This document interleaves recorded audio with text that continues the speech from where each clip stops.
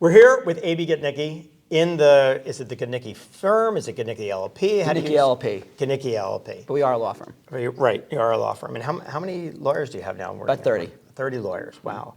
And how long ago did you start this firm? So I went off my own in like late 03 and managed to hire my first lawyer in 06. Wow. So I don't know what my exact start, You've grown. I've grown a little bit, yeah. Now, was law always something that you were passionate about? Yes. It was? Yes. Really? Even back in the day? Back in the day. Really? Yes. And what drew you to it? LA Law. LA Law, really? Totally. It was just a really good show. Right, it was a good show. And those guys were like, they had their suits on, right. And they're making these dramatic closing arguments. Right. Right? And I'm like, this is so cool. I want to wear a nice suit. I want to make dramatic closing arguments. So I decided to do nursing home law. Right, nursing home law. It's really exciting. Right. So how did you go from, you get into law. Were you in nursing home focused law or healthcare focused law? No, not at all. I went to law school in WashU in St. Louis and actually wanted to litigate. That's what I really wanted to do. So I was passionate about like public speaking. Won moot court while I was in law school, so I felt like I had this future as a litigator. And at my first job at a law school at a firm called Cat Muchin, I was in the litigation department, and that's what I really wanted to do until they stuck me into a conference room, probably like 8 by 8, filled like, floor to ceiling with documents, and said, hey, go, find that proverbial needle in the haystack. Right. And that was litigation in the real world. Really? Whereas the folks in the corporate department, at the time I graduated law school in 99, like at the height of the first .com like blow up, right? And my firm was representing a lot of .com startups, these college dropouts that were getting all kinds of VC money thrown at them, and meantime I'm in a conference room, surrounded by books, looking for that needle. Exactly. So I asked to get switched to the corporate group, and they moved me, and I had a great time, and within 6 months I was negotiating, closing deals. I mean, I accelerated, pretty quickly until the .com boom, as you might remember, was followed by the .com bust. I was one of 50 first-year associates, and they let go of 10 of us as a result of that, and 10 from the second-year class, another handful in other classes. So that was like a taste of like the real world. Right. And they liked me. And said, listen, you have 9 months litigation experience, but a year of corporate experience. We expect bankruptcy to get really, really hot. So we'd like for you to become a bankruptcy attorney. And no offense to any bankruptcy attorneys out there, it's not what I wanted to do. It seemed like a very depressing, kind of practice because you're dealing with, guys on their way out. Yeah, defunct companies or with real problems. And so I wanted to continue to do corporate work, and I felt the only way I'll be able to do that is if I can bring in my own clients. So, living in the Orthodox Jewish community in Chicago, a lot of folks in the nursing home business. Right. That's why back then Chicago was like known for nursing homes. I think it still is today somewhat. Yeah, pretty much. Although it's moved to Lakewood, let's be honest. It's moved to a lot of different areas. Brooklyn, Lakewood, Muncie. That's true. But Chicago is definitely still sort of a hub. So there was a guy that I knew in the community that was, his parents were in the business and he wanted to do his own deals. A couple years older. So you were out at this point. You were not. I was still at Cat Muchin. You were still at Cat Muchin. And I was being a good little soldier. I was doing the bankruptcy work. Right. But I figured for me to get corporate work, if I bring in my own clients, they can't stop me from doing that work. That was and my. They wouldn't want to either. You would think so, right. But yeah, stay tuned. So I actually brought this individual into the firm, and I said, listen, you can use the same lawyers your parents and cousins or uncles used. Or you can go to my firm. I've got a healthcare department, a corporate department, a real estate department, a litigation department, whatever you want. We're a full service firm. Right. And I'm your guy. We'll work together on your deals as opposed to working with the lawyers that they're older, right? Right. Just contemporary. So he went along with that, and as a second-year associate at Catton, I collected over $75,000, which I was very proud of. Right. Catton Muchin, on the other hand, they weren't so thrilled that I wasn't doing full bankruptcy work. Moreover, they knew they had a box they wanted to be filled, and they also knew they needed another round of layoffs. And they I guess they kind of had heart because what they told me was that because you have a growing client base, it'll be easier for you to find a job than some other people. I'm like, but okay. Help me because you're bringing money in, we figured we'd let you go. Help me understand that. Right. Yeah, I mean, like nowadays, I'm sure they'd love my book, but Right, whatever. right. So I went to a smaller firm called Ross and Hardy's, solid mid-sized Chicago law firm. They're around for over 100 years, and they identify themselves as a mid-sized Chicago firm that's entrepreneurial, and they were never going to change until they merged themselves out of existence into McGuire Woods. Okay. And back, which is even bigger firm than Canton, and I think they're bigger, whatever. Anyway, I hung around McGuire for a little while. How long from the time that you, let's say, parted ways with Catton until the time that you found that new place? Did that one? It was so by the time they let me go, Right. I already had the opportunity lined up. I was kind of playing. So there my wasn't odds. sort of just like There's no gap. Right. I was juggling a lot. I was trying to work on this relationship with this Right. individual and learn nursing home law through working with this individual. I was trying to do all the bankruptcy work and be a good soldier and look for another opportunity because I felt like I wasn't long there anyway. And was that the aha moment where you said, okay, this is a great niche for me for the healthcare and long-term care, or not yet? So when I got to my second place at Ross and Hardy's, my second firm, I gained a little more traction, and I felt like this is something that I can really do. Mm-hmm. At the same time, once they merged into McGuire Woods, I felt that I don't want to go back. I don't want to be part of another large law firm. And to be honest, I was connecting with some old friends of ours Right. from OJ. Anyway, and we were going to try to also do some real estate investment on the side. And I felt like, okay, I can't be at this law firm and given 2,000 hours Right. and try to develop a book of business Right. and do real estate investments. So I decided to go off my own. I had enough, clients at the time, and I calculated my business potential and thought I can feed my family. I had 4 kids at the time. I have 7 today. I like you said today as opposed to tomorrow. Well, I'm saying 4 then. But I know you're. And 5 grandchildren, by the way. So Wow. yeah, it's a grown family, thank God. And yes, I went off my own, and I wound up being a much better lawyer than real estate investor. Okay. So word of mouth began to spread, and like I said, late 2003, I went off my own. By summer 2006, I hired my first lawyer. I'd say by 11 or 12, I was somewhat firmly established as a boutique firm that did nursing home transactional work. What's it like making that decision to go out on your own? It's got to be a little scary.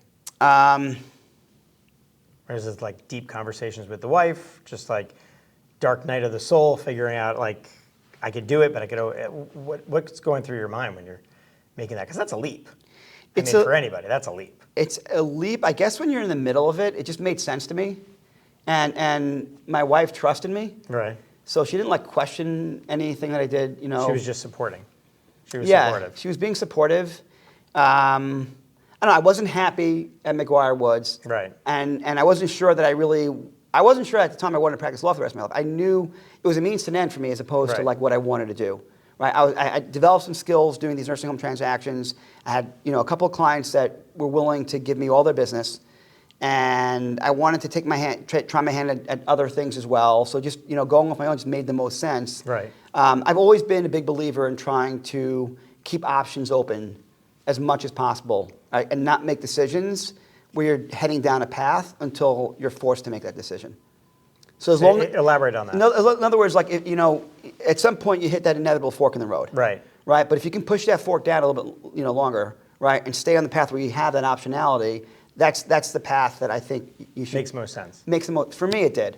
Right. So, I wasn't sure what I wanted to do. I started when I first got to Camp Mutual, got a great job at a great law firm. I was ready to just take all my whatever you want from me. Right. And getting a paycheck. And getting a paycheck. Right. And working in a big beautiful office downtown Chicago. I'm like, this is like a dream come true. And then I got that harsh taste of reality. So once that happened, it made me rethink a lot of different things. And I just felt that by making that move, I have optionality. If the real estate thing works, it's great, right? If it doesn't, I'm still practicing law, right? It also gave me opportunities not just to service my existing clients, but I'm my own person, so I can go out I went to the Nick before anyone was going to the Nick, right? Just to go out there and try to meet people and see if I can beg for work.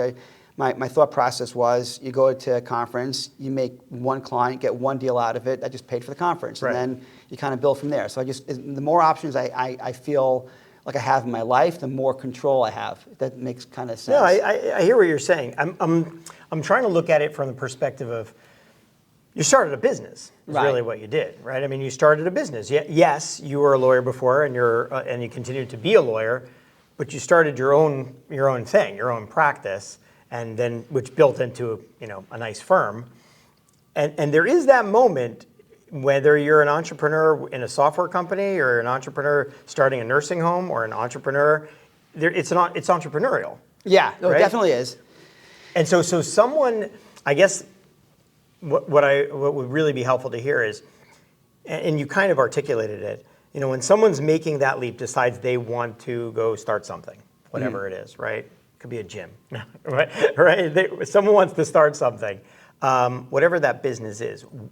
What did you have to think to convince yourself to say, this is the right move?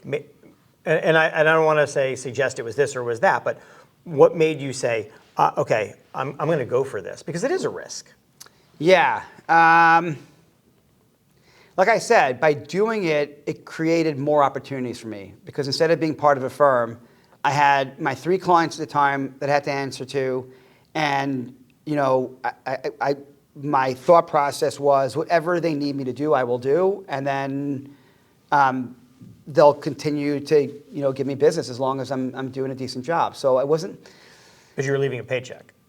I was leaving a paycheck, yeah. But I felt confident that they would continue to feed me. To work with you. Yeah, to feed me, yeah. And so for example, right, I looked at my real estate investments as potential safety net. And then when I focused on my real estate investments, I looked at practicing law as a safety net, right? In other words, I've always tried to make sure, whatever I've tried, and I've tried many more things, since then, and it's how my brain works. Right. I'm always focused simultaneously on that which I have, and that to make sure that it works and it gives me what I need, and then I can focus on investing in real estate or investing in nursing homes or starting a company or whatever else I've done over the years. So I feel like every single time I've tried you made sure something, a stepping stone is kind of firm. I'm like there, right? So like before I went off my own, I knew I had my clients, right? So you can call it a leap because now I'm not getting a paycheck, right? But I also knew I had clients, and I had that conversation with them, and I felt like I had the relationship pretty firm. Yes, is it more risky because clients can be fickle? They can change their mind. Sure.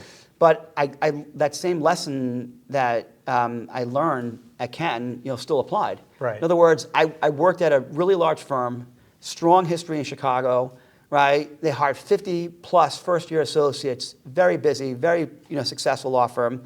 And then I think it was like maybe 15 months after I got they laid off 10 of us. Yeah. Right? No one did anything wrong. Right. They're just numbers.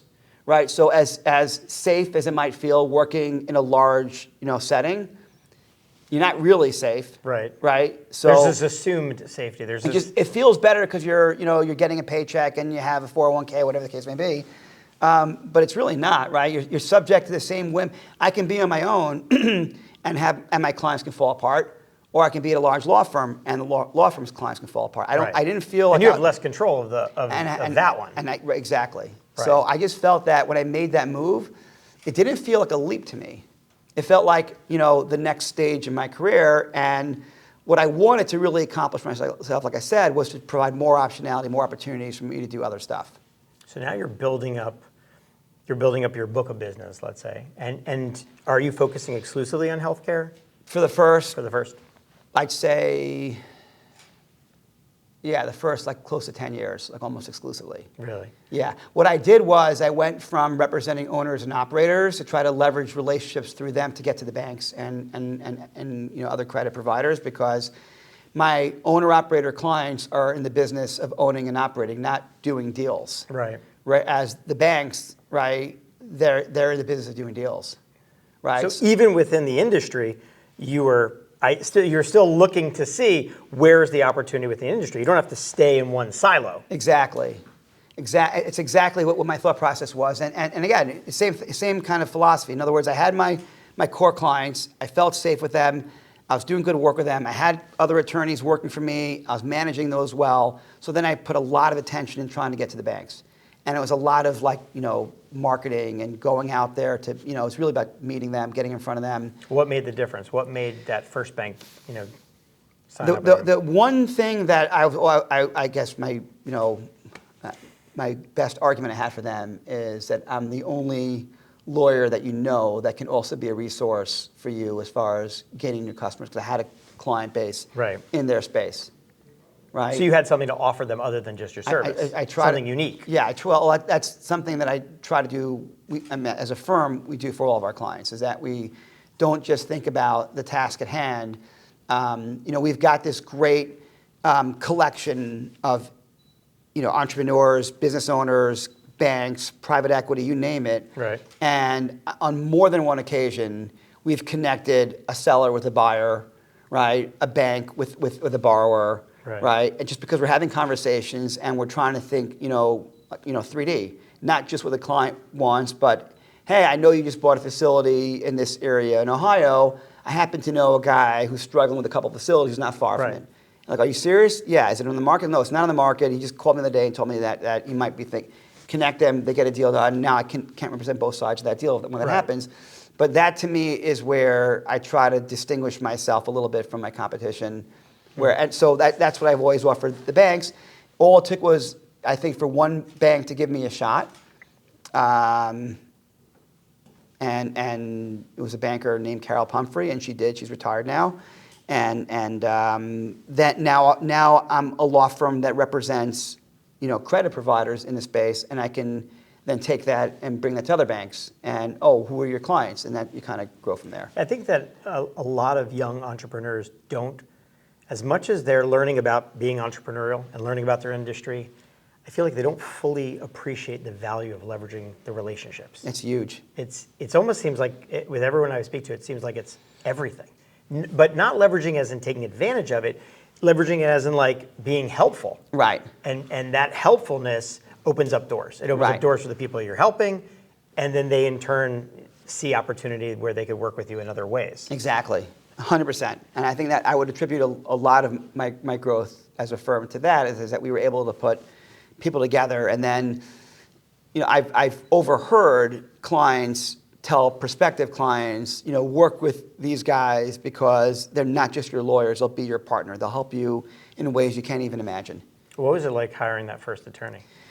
Because that's a responsibility. Yeah, so that's something, you're touching on a nerve with me because, I feel like I probably had my most anxiety as a business owner when it comes to hiring people, right? Because of why? Responsibility? Yeah. In other words, because I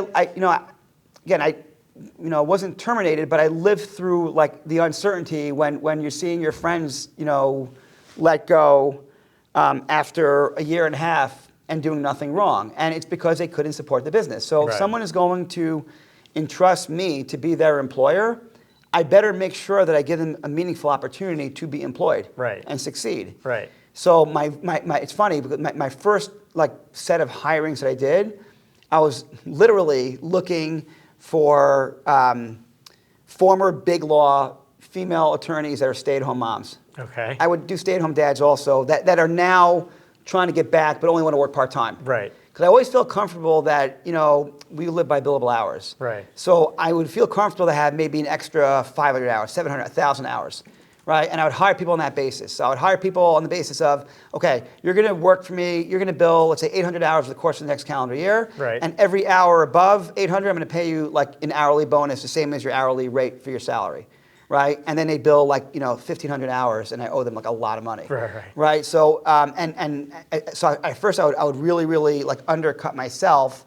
Because you didn't want to be in a position. Because I didn't want to be in a position where I promise someone, something and I can't deliver. That, I have a hard time just living with myself. And then at some point, I had to just... But you're a lawyer.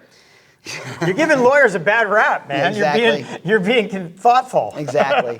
Now, but that's where I had that anxiety. So I would always hire people for way fewer hours than I wound up giving them in the end. And then at some point, I kind of just said, okay, I got to throw caution to the wind a little bit. I need help. I'll go out and I'll hire someone, with a regular, full-time lawyer. And then, each time I hired, my business grew. Yeah. Yeah, absolutely. So you hired ahead of the business? I would hire no, I was always behind. It's the same kind of philosophy. Mm-hmm. So when I saw myself plus all my associates that I then had were overwhelmed with work, but I'd hire full time. Right. I might. So you had work for them, but you might not have had full time at the time that you hired them. Exactly. But it filled in. too much work for my people. Right. So I had 5 lawyers. Each lawyer was working 200 hours too much over the course of a calendar year. That's 1,000 hours. Right. But I'd hire someone else for 1,750 or 1,800 hours. Got it. Right. And then hope that I'd be able to fill that person up. It in. And for the most part, it worked. So in all of your, I know you had said you'd gotten to different businesses and invested in different things. Was there ever a fish out of water moment where you said, all right, I went down the road, and everyone has that. Yeah, many times. Because it's important for people to know that, just as much as we build an expertise in something, right, and then you hit a stride, right, you always keep trying. One always keeps trying other things because you don't know where something else is going to hit a stride. Right. But nobody likes to talk about that when you're like, I invested in a wave pool. I'm totally fine with talking about that. Yeah. So right. Give me a couple of the I was super excited about this and I didn't realize that it didn't go right. So what I would say is, because I don't want to say anything that might implicate other people, right? Because you have to realize as attorneys, right, we're investing in people. Right. Right. So if someone's interested in joining my firm, let's say a lawyer has a growing, budding book of business and wants to use my platform, right? I've always been very open, in that regard, and I would be obviously, this person would have to convince me that he or she has, the goods to, to build. And in some cases, for example, my partner Aaron Kay, who runs our litigation group today, it paid off in exponential. Oh yeah, dividends beyond, right? In other cases, it didn't work out. And what I tell folks like this is, if you want to try to build your book with me, you're going to get a 2-year commitment out of me. Okay. Right? That my blinders will be on. I know it takes time. Right? You've convinced me that you can sell. You've convinced me that you've got the legal skills, or whatever the case may be, to either start a group or to join my firm and try to focus on one area, whatever the case may be. Right? You've got me for 2 years. Right. We're going to take a look and see how each quarter progresses, and if it works, amazing. And if it doesn't work, then we're going to part ways, and hopefully we won't hate each other. Right.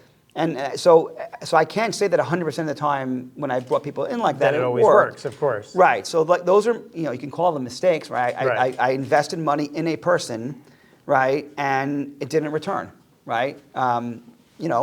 That happens sometimes. I've definitely invested in deals, right, and they didn't return. But I've also, the wins outpace the losses, and right. The percentages are always.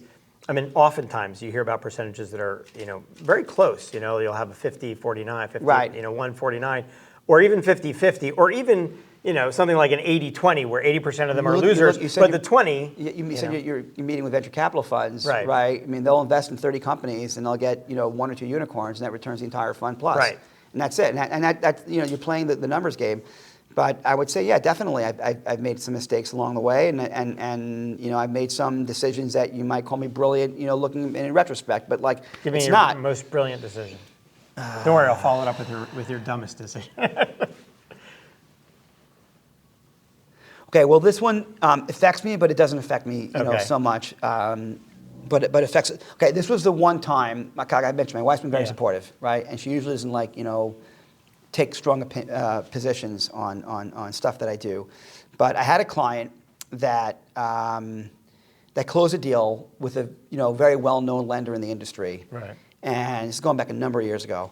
And this client decided that he wanted to make a big splash after the closing and to do a really blow up, closing dinner in Washington where the lender was based. And he invited me to come along with him. He was, chartering a private jet. He was going to take, a CFO and some of his team. And then I'm the only client person. Right. I'm the lawyer that came along with them, right? And at the time, I think I had like maybe 2 or 3 lawyers. I was, working probably 15, 16-hour days. I was never home. Wow. I had a bunch of kids.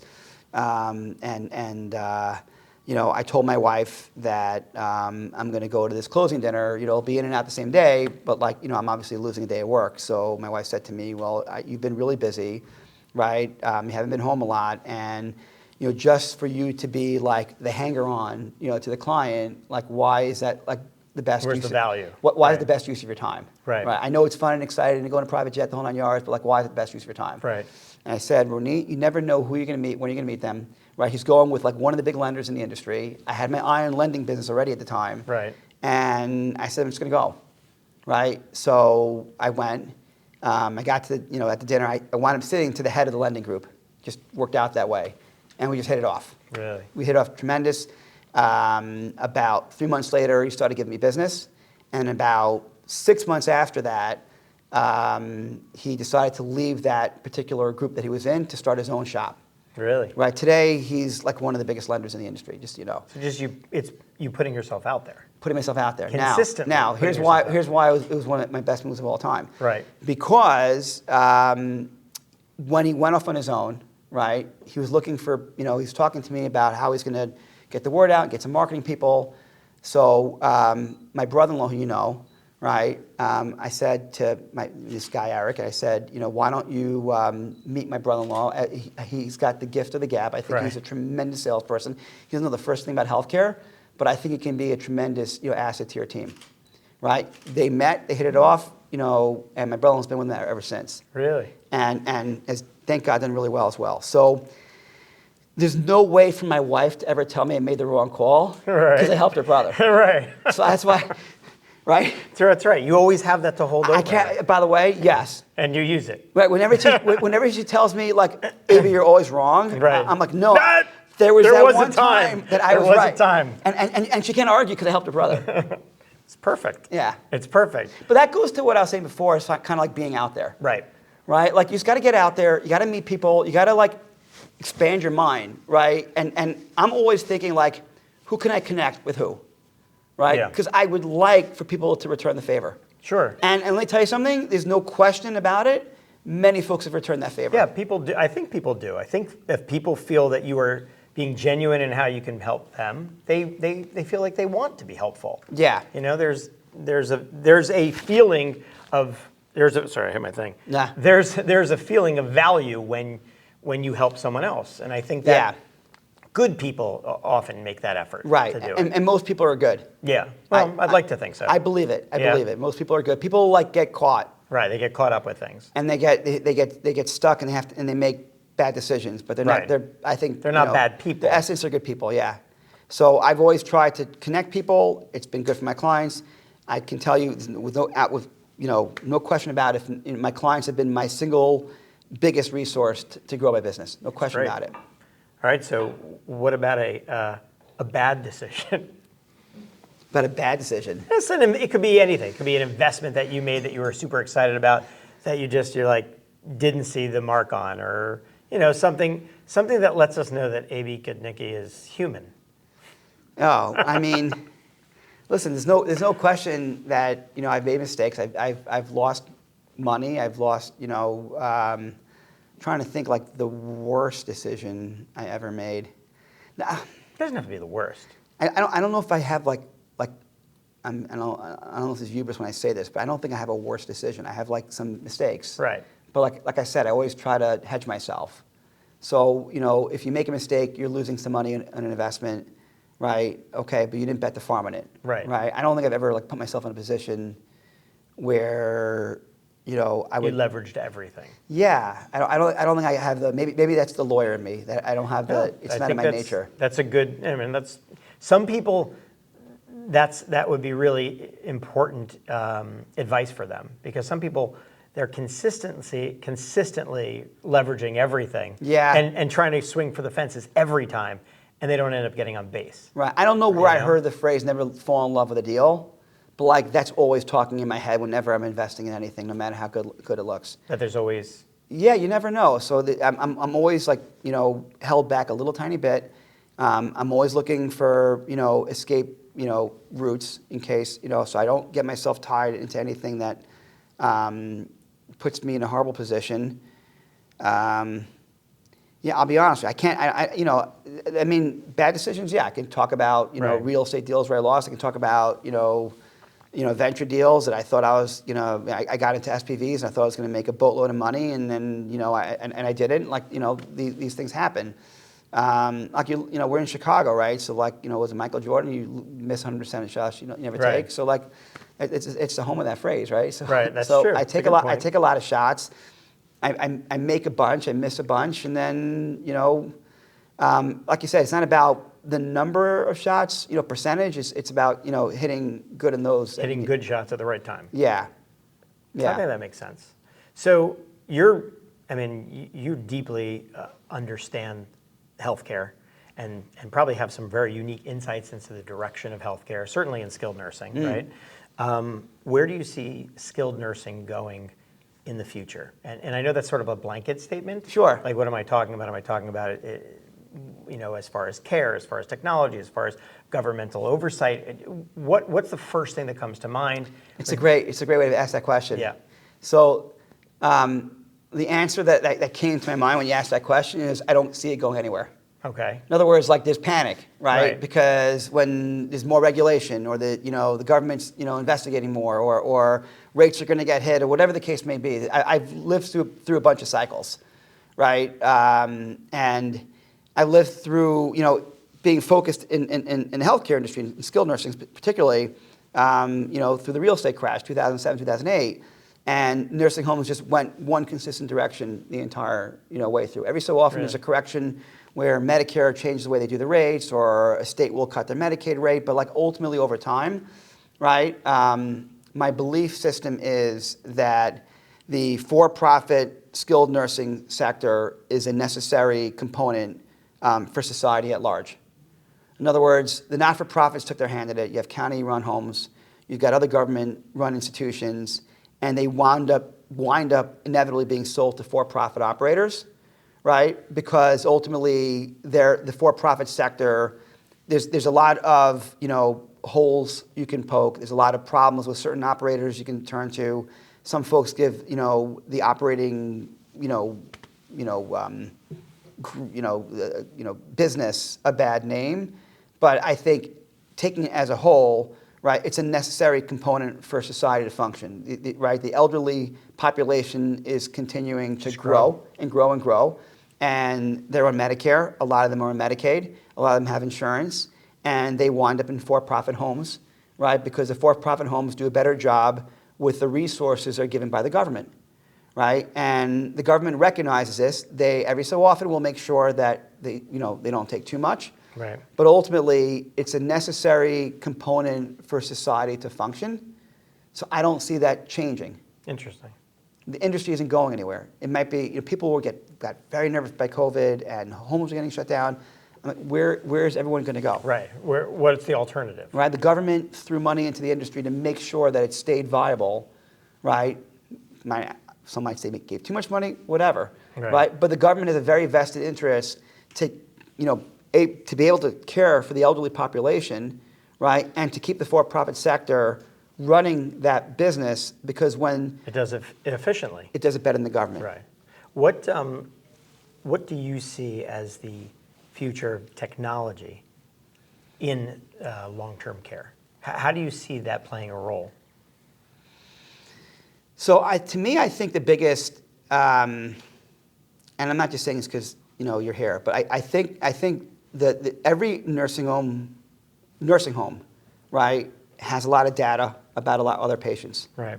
Right, and when you have a group that operates 30 facilities in 4 states, they have a lot more data. Right, extracting data, extrapolating information, for best practices, I see it happening more and more and more. And I feel that trend will continue. So my expectation is, for services to continue to increase based on the information that's readily available. that we're first getting, like there's patterns, there's behaviors, there's things that you see that I feel when utilized properly can have a large impact in the business. Do you utilize AI in your practice? No, I mean, from time to time, if I want to, I'll use AI to help me like clean up a paragraph or a sentence. If I'm doing like a firm-wide email, I'll just have them look at it. But when it comes to practicing law, there's definitely some things AI can help with as far as, let's say, for example, completing Medicare, Medicaid applications where you just, it's a lot of data you have to get from your clients and put into applications. It's a long, drawn-out process. I think HUD transactions can probably use AI to help along with that as well. But when negotiating purchase and sale agreements, loan agreements, et cetera, when each deal is a little bit different than the last deal, AI can maybe like get the first form out the door, right? But the nuances. But the nuances a lot, and that's where all the magic happens in the deals. And to be honest, like our team has gotten it down to science. Like we wouldn't save that much time to have a first draft come from AI versus from one of my lawyers. Mm-hmm. We've got all the forms. We've got a history of a lot. Just like I talk about data. I got a system, and I've got data. I've got deals. I got Right. We've seen them all. Right. And how do you see, or do you see AI playing a role in long-term care? How do you see it? Yeah. How do you see it, or do you see it playing a role? What do you see as the opportunity for AI there?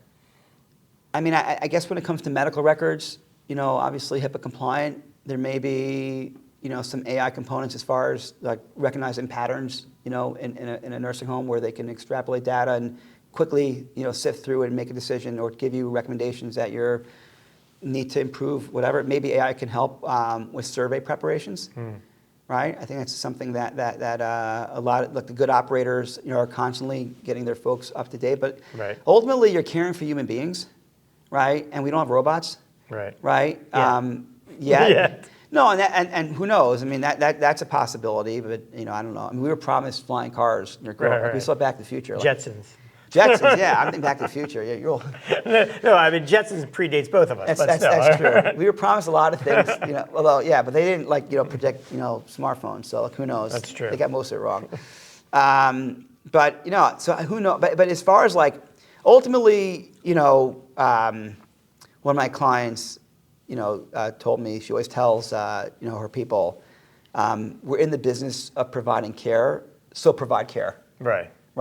AI can't provide care for people, right? So. Let me ask you, you see a lot of different operators. I'm sure come into contact with operators that blow you away with how efficient they are, how well run they run their business. And I'm sure you've seen operators, probably sitting on the other side of the table, who have done less of a good job doing. What is the greatest distinguisher between the two? What would you say you've noticed? Is that, I don't want to say star quality as an operator, but maybe that is the right description. Right. So I feel like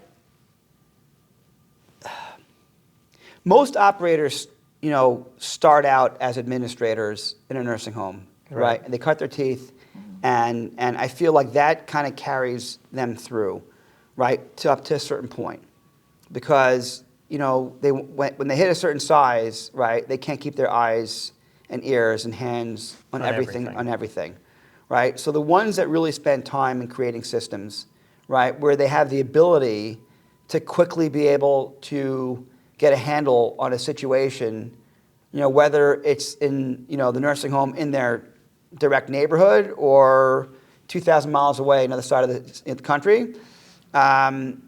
Those are the ones that I feel like have had more success. People like to invest. There's money out there. There are deals out there, right? Sometimes there are more, sometimes there are less, but deals are constantly trading. It's kept us, very busy for a very long time, right? And, that to me is not the measure of success. It's the operating groups that put a lot of thought into their systems, a lot of thought into how they run their business and their hierarchy within their company, as well as the ability is it structure? I think structure is, and I feel a lot of people skip structure. Mm-hmm. Because Right. they're used to being an administrator of one facility. Now they become an operator of multiple facilities, and And some of them just let it go. right. They're not Right. able to So like manage everything. So the struggling people, right? I know that when my litigation people get involved and try to help them out, and they can't get answers from the clients, They don't know. right? And the client will tell them, oh, and let me talk to so and so. She knows the answer, and then she doesn't know the answer, but she thinks someone else knows the answer. Right. So they let it gets away from them. Yeah, I mean, the advice that I would have to anybody that's looking to really grow to scale is put your structure in place. You know, don't be cheap on that. Get the right people in place. You know, really, be conscientious and smart. And invest in that. Yeah, Right. Makes sense. and I think it's probably easier today than it was Oh, there's more 10 years ago. tools. There are more tools, more technology, more information available. Yeah. I'm not tooting just my own horn. No, There are more tools, and Yeah. if you use, it's understanding how to manage people. It's understanding how to put teams together. Yeah. And it's also understanding what tools work for you, what don't, and how to use them. Right. That makes a big difference. Someone who wants to start a business, doesn't matter what it is, whether it's healthcare, whether it's their own firm, Yeah. and I know that we're coming up on Yeah. the time. I don't know, did we run over on time? A little No. bit, but it's fine. What would you say to them? You've got a lot of people that are going to be watching this are going to be young and hungry entrepreneurs, Right. and they might be in just a myriad of different industries they're looking at. What's some wisdom you would impart on them? They move in that direction. So No pressure. Yeah, no, and I've talked to other lawyers, but I think these are some universal principles.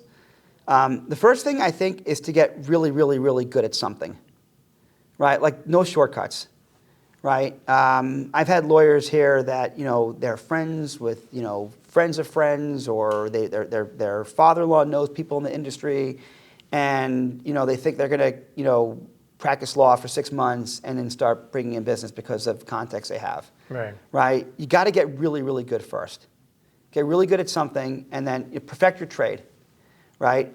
So that's that. I would say that's like one piece of advice, and then obviously what you get good at must be like useful to Something others. that people want. Otherwise, Right. yeah. I mean, Right.